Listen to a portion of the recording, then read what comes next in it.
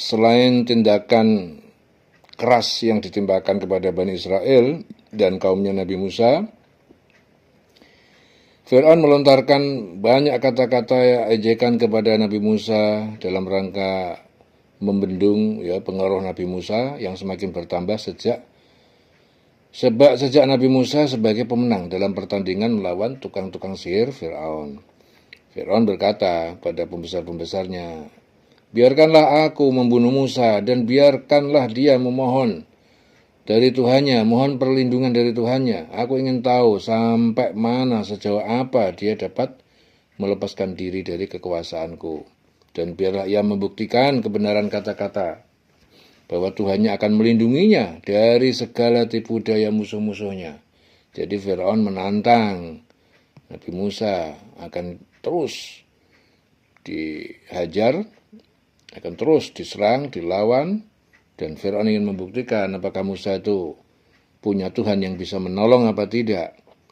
Ya, dalam lain kesempatan Fir'aun juga berkata kepada rakyatnya yang sudah dihampakan jiwanya, ya, "Hai rakyatku, tidakkah kamu melihat bahwa aku memiliki kerajaan Mesir yang megah, yang besar, di mana sungai-sungai mengalir di bawah telapak kakiku, sungai-sungai yang memberi kemakmuran hidup dan kebahagiaan hidup bagi rakyatku?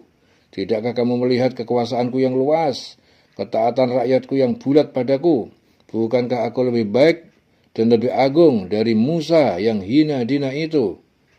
Dan tidak cakap menguraikan isi hatinya dan menerangkan maksud tujuannya. Mengapa Tuhannya tidak memakaikan gelang emas sebagaimana lazimnya orang-orang yang diangkat jadi raja, pemimpin, pembesar, atau mengapa tidak diiringi dengan malaikat-malaikat sebagai tanda kebesarannya dan bukti kebenarannya bahwa ia adalah pesuruh dari Tuhannya?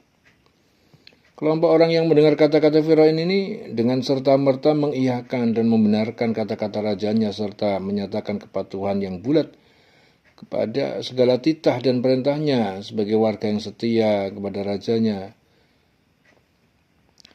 Jadi dalam saat seperti itu kesabaran Nabi Musa pada puncaknya. Melihat Fir'aun, pembantu-pembantunya tetap berkeras kepala, menentang dakwahnya, mendustakan risalahnya, dan makin hebatnya tindakan kejamnya terhadap Bani Israel, terutama para pengikut Musa, ya, maka disampaikan kepada Musa bahwa Allah tidak akan membiarkan mereka terus-menerus melakukan kekejaman, kedoliman, penindasan. Ya, akan ditimpakan oleh Allah kepada mereka bila mereka tidak mau sadar, tidak mau beriman. Ya, azab di dunia. Kemudian berdoa Musa, memohon kepada Allah, "Ya Tuhan kami, ya Allah, Engkau telah memberi kepada Fir'aun dan kaumnya, kaum kerabatnya kemewahan hidup, harta kekayaan yang meluap-luap, kenikmatan duniawi, yang semua itu mengakibatkan mereka menyesatkan manusia, hamba-hambamu ini, dari jalan yang Engkau ridhoi, dan tuntunan yang Engkau berikan. Ya Tuhan kami, binasakanlah harta benda mereka dan kunci matilah hati mereka. Mereka tidak akan beriman kembali ke jalan yang benar sebelum melihat siksa-Mu yang pedih." Itu doa Musa kepada Fir'aun. Berkat doa Musa, permohonannya diperkenankan Allah, maka dilandalah mereka Fir'aun oleh krisis keuangan, krisis makanan yang disebabkan mengeringnya sungai Nil, sehingga tidak dapat mengairi sawah-sawah, ladang-ladang, di samping serangan hama yang ganas, yang telah menghabiskan padi gandum yang sudah menguning dan cabai ketam. Belum lagi krisis yang lain, ya, makanan, ya, menyusul juga banjir besar disebabkan hujan yang turun dengan derasnya sehingga menghanyutkan rumah-rumah, gedung-gedung, membinasakan binatang ternak. Dan sebagai akibat dari banjir itu berjangkitlah bermacam-macam wabah, penyakit yang merisaukan masyarakat. Kemudian datanglah barisan kutu-kutu busuk, katak-katak menyerbu di semua rumah-rumah sehingga mengganggu ketentraman hidup mereka, menghilangkan kenikmatan makan, tidur mereka disebabkan menyusupnya binatang-binatang itu ke dalam tempat tidur mereka, hidangan mereka, dan sela-sela mereka, pakaian mereka. Pada waktu azab menimpa dan bencana-bencana sedang melanda, berdatanglah mereka kepada Nabi Musa. Datang mereka Nabi Musa, minta pertolongan demi kenabiannya agar memohonkan kepada Allah mengangkat bala itu ya dari atas mereka dengan perjanjian bahwa mereka akan beriman dan menyerahkan Bani Israel kepada Musa sehingga mereka dapat ditolong dan terhindar dari azab dan bala itu. Akan tetapi begitu bala-bala itu dicabut ya atas pertolongan Musa mohon berdoa sama Allah, akhirnya balak dan malapetaka itu dicabut oleh Allah. Hilang gangguan ya yang diakibatkan itu, mereka mengingkari janji. Jadi setelah azab itu dicabut oleh Allah, mereka ingkar janji. Mereka kembali bersikap memusuhi dan menentang Nabi Musa. Seolah-olah apa yang terjadi bukanlah karena doa, bukanlah karena permohonan Musa kepada Allah, tetapi hasil usaha mereka sendiri. Ya, ingkar dan melawan Musa lagi. Ya, Bani Israel yang cukup menderita akibat tindakan Fir'aun dan kaumnya itu cukup merasakan penganiayaan dan hidup dalam ketakutan di bawah pemerintah kekejaman Fir'aun. Ya. Maka pada akhirnya sadar bahwa Musa lah yang benar-benar dikirimkan oleh Allah untuk membebaskan mereka dari cengkeraman Fir'aun. Maka mulai berduyun-duyun mereka datang kepada Nabi Musa memohon pertolongan agar mengeluarkan mereka dari Mesir. Kemudian rombongan Bani Israel di bawah pimpinan Musa meninggalkan Mesir menuju Baitul Maqdis dengan berjalan kaki dengan cepat karena takut tertangkap oleh Fir'aun dan bala tentaranya yang mengejar karena mengejar mereka dari belakang. Akhirnya tibalah pada waktu fajar sampai di tepi Laut Merah. Setelah selama semalam suntuk dapat melewati padang pasir yang luas, ya, kemudian rasa takut makin mencekam mengikuti Musa dan Bani Israel itu ketika melihat laut terbentang di depan mereka, sedang di belakang mereka dikejar Fir'aun dan bala tentaranya. Ya, akan berusaha mereka tidak meragukan lagi bahwa bila mereka tertangkap akan hukuman mati yang akan mereka terima oleh Fir'aun. Udah takut sampai ke Laut Merah. Ya, depan ada lautan, belakang dikejar sama Fir'aun. Ya, maka berkatalah salah seorang dari sahabat Musa bernama Yusha bin Nun. Wahai Musa, kemana lagi kita mau pergi? Musuh di belakang kami sedang mengejar dan laut berada di depan kami yang tidak dapat dilintasi tanpa sampan. Apa yang harus kami perbuat untuk menyelamatkan diri dari kejaran Fir'aun? Kemudian Musa menjawab, jangan kamu khawatir. Ya. Jangan kamu khawatir, jangan kamu cemas. Perjalanan kami telah diperintahkan Allah kepadaku. Dan dialah yang akan memberi jalan keluar, serta menyelamatkan kami dari cengkeraman musuh yang zalim itu. Pada saat yang kritis itu, di mana para pengikut Nabi Musa berdebar-debar ketakutan, ya, tindakan Nabi Musa yang kelihatan tenang saja, akhirnya turunlah wahyu kepada Nabi Musa dan diperintahkan agar memukulkan air laut dengan tongkatnya. Wahai Musa, pukul laut itu. Dengan izin Allah, terbelah laut itu. Tiap-tiap belahan itu merupakan seperti gunung yang besar. Jadi Allah memerintahkan Musa untuk memukul laut itu dengan tongkatnya. Kemudian Kemudian terbelah laut itu. Tiap-tiap belahan itu merupakan seperti gunung yang besar. Di antara kedua belahan air laut itu terbentang laut dasar, ya, terbentang dasar laut yang sudah mengering, ya, yang segera di bawah pimpinan Musa bisa dilewati oleh kaum Bani Israel menuju ke tepi timurnya. Ya, setelah mereka sudah berada di bagian tepi timur dalam keadaan selamat, terlihatlah pasukan Fir'aun dan bala tentaranya menyusuri jalan yang sudah terbuka di antara dua belah gunung air itu. Kemudian rasa cemas dan takut mengganggu hati mereka seraya memandang pada Nabi Musa seolah-olah bertanya apa yang hendak dia lakukan selanjutnya.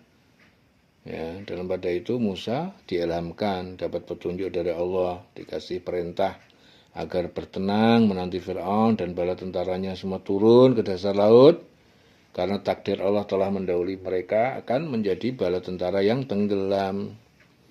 Berkata Fir'aun kepada kaumnya, tak kala melihat jalan terbuka bagi mereka antara dua belah gunung itu, lihat bagaimana lautan terbelah menjadi dua, memberi jalan kepada kami untuk mengejar orang yang melarikan diri itu. Mereka mengira bahwa mereka akan dapat melepaskan dari kejaran dan hukuman. Mereka tidak mengetahui bahwa perintahku berlaku dan ditaati oleh laut dan jangan lagi oleh manusia. Ya, tidaklah ini semua membuktikan bahwa Allah yang berkuasa, aku yang berkuasa, yang disembah olehmu, yang harus disembah, Allah yang berkuasa.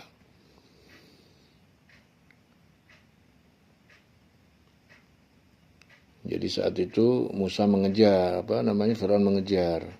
Jadi setelah Fir'aun dan bala tentaranya sampai tengah-tengah lautan, ya, yang jauh dari tepinya itu tibalah perintah Allah. Kembalilah air yang menggunung untuk menutupi jalur jalan yang terbuka. Fir'aun dengan sombongnya sedang memimpin barisan tentara mengejar Musa dan Bani Israel. Ya, kembalilah engkau, wahai air laut yang menggunung. Ya, akhirnya tenggelam. Ya, jadi diperintahkan oleh Allah agar air laut yang menggunung tadi kembali ke asalnya pada saat Fir'aun dan pasukannya berada di tengah lautan.